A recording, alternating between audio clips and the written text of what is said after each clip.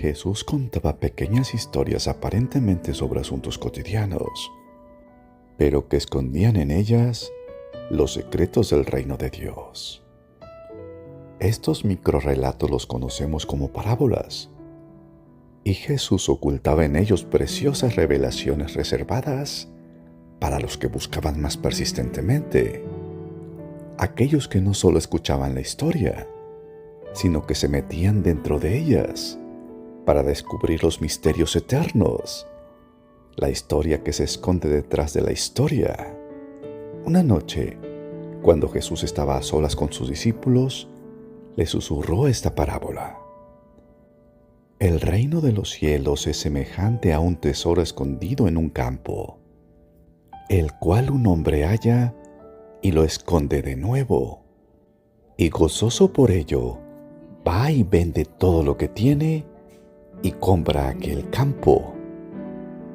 Deseo compartir contigo la historia que se esconde detrás de esta historia, la cual se relata en esta parábola, y que puede pasar tan inadvertida para el lector impaciente como el tesoro escondido debajo del césped de aquel campo. Aunque la parábola parece la historia de un solo hombre, un buscador de tesoros que hizo el descubrimiento más grande de su vida, en realidad es la historia de tres hombres diferentes. Detrás de la historia del buscador de tesoros se esconde la historia de dos hombres más. La historia de un inconsciente que tenía en propiedad un campo en el cual se ocultaba un tesoro extraordinariamente valioso y no lo sabía. No lo podemos afirmar con certeza, pero es posible que ese hombre menospreciaba aquel campo tratándolo como un simple pasto, un lugar para alimentar animales, o como un huerto para sembrar verduras. Al verlo, pudo menospreciar muchas veces por no estar ubicado en la mejor zona de la ciudad, allí donde podría haber construido unos departamentos y haberlos puesto en renta. Quizás vivía en la pobreza, y por eso decidió poner en venta aquel campo aparentemente improductivo, para poder salir de sus deudas y así invertir ese dinero en algún negocio más rentable.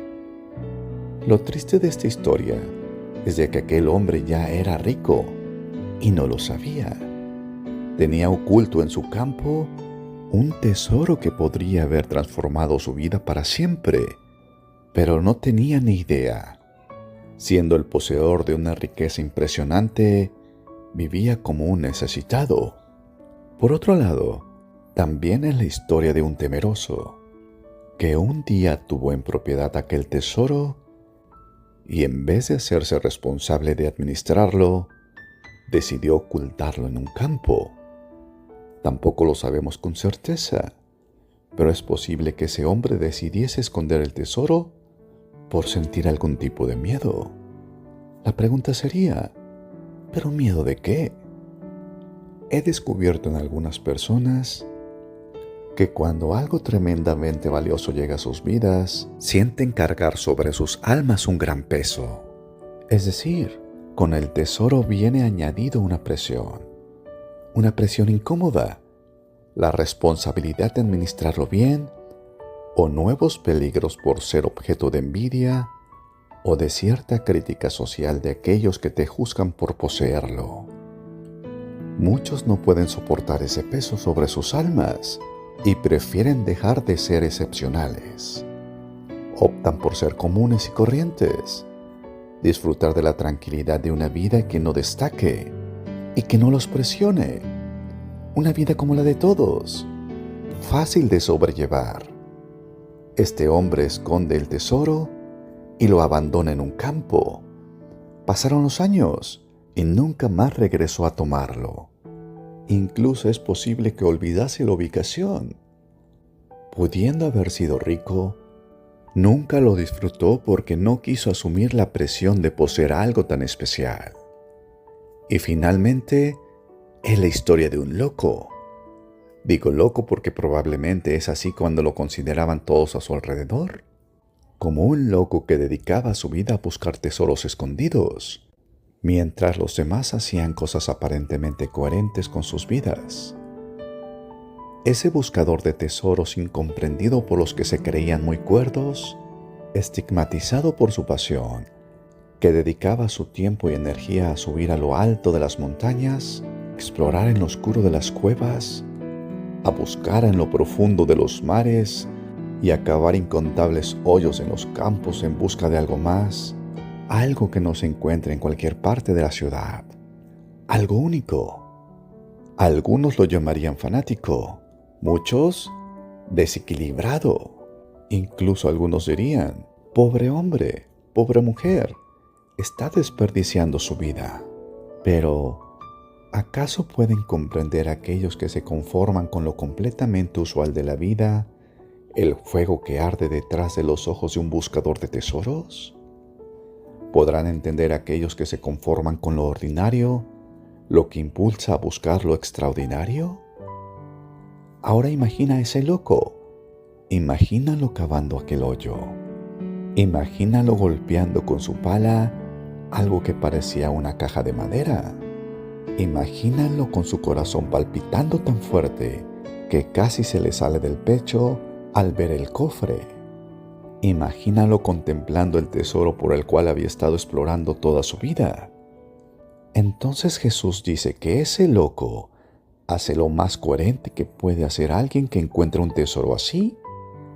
Lo esconde nuevamente y sin dárselo a nadie, vende todas sus propiedades ante la mirada atónica de los familiares, que con ese acto se confirma a sí mismo que ha perdido completamente la cabeza.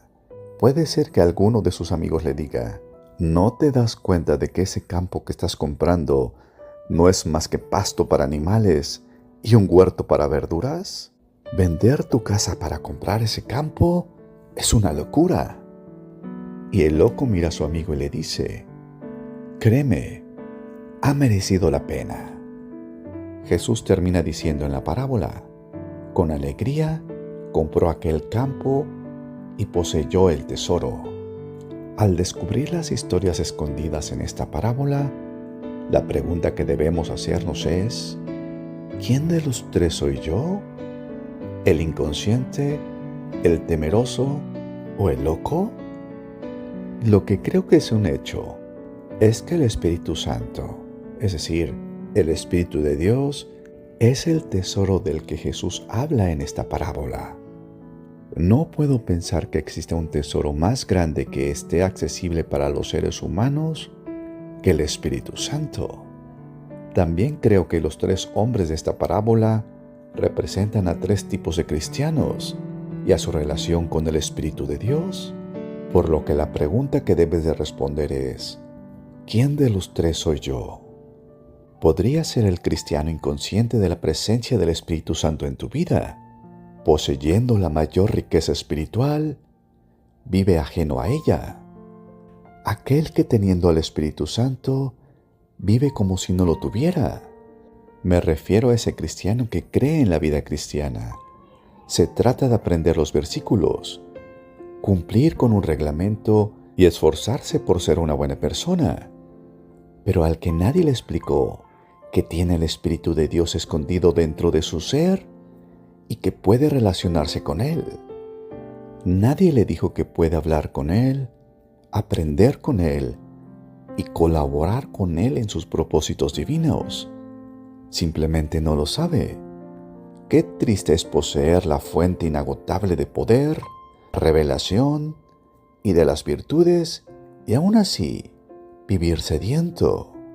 Y así podemos vivir muchos cristianos fieles, perdiéndonos la oportunidad de cultivar una relación de amistad con el Espíritu Santo e inconscientes del potencial sobrenatural que vive en nosotros.